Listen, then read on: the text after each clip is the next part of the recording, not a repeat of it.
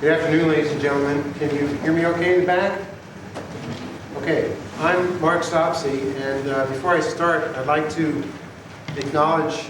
some of my students, some of whom are here in the audience, in particular Vincent Hill and Dana Cole, for the contributions they've made to some of the work I'm going to tell you about today,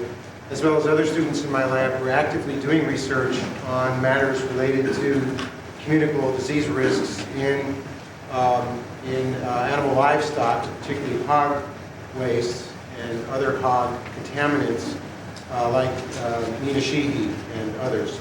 I want to thank the organizers for inviting me to participate in this, and I'd like to thank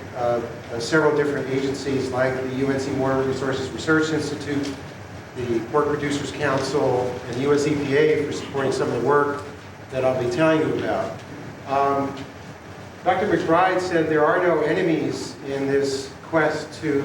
deal with public health risks from animal agricultural waste, but actually I'm going to tell you about some of the enemies because there are some, and these are the agents that cause communicable diseases, whether we're exposed to them from animal agricultural wastes, from human waste,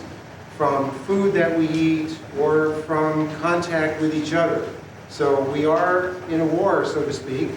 to protect ourselves against infectious disease risks. And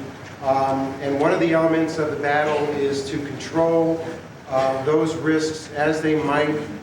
be harbored in agricultural animal waste. As you've already heard, we're on an enormous trajectory of increasing hog production in North Carolina, and if we continue on this trajectory, we will probably shortly become the largest hog producing state in the nation. With the hogs come hog waste, and that's part of the concern because we know that on a comparative basis, us humans, in terms of the amount of fecal material we produce, are actually quite low on the scale relative to manure production by a variety of animals, including hogs. And therefore, the unit quantity of waste from hogs on a per capita basis is much higher than humans, and it's one of the issues that we have to address. And that is because of the amount of waste being higher by perhaps a factor of 10, a swine farm with about 5,000 animals produces as much fecal waste as a city of 50,000 people, which would make it one of the larger cities in the state of North Carolina. And basically, where we are today is that treatment and management requirements for swine waste are, comparatively speaking, primitive compared to the management techniques that we apply to municipal waste, because in particular we have no requirements for the microbial or pathogenic quality of animal agriculture waste. That is, regulations are silent on the levels of pathogens in this type of waste material. We know, however, that swine waste potentially contain human pathogens, and therefore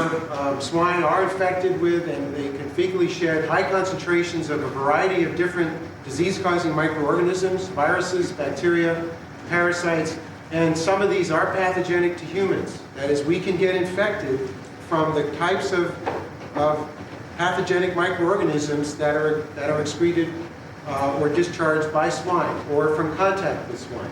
These pathogens are capable of causing disease and death in infected humans, and we know that the concentrations of these human pathogens in swine waste can be at levels of millions to billions per gram of fecal matter.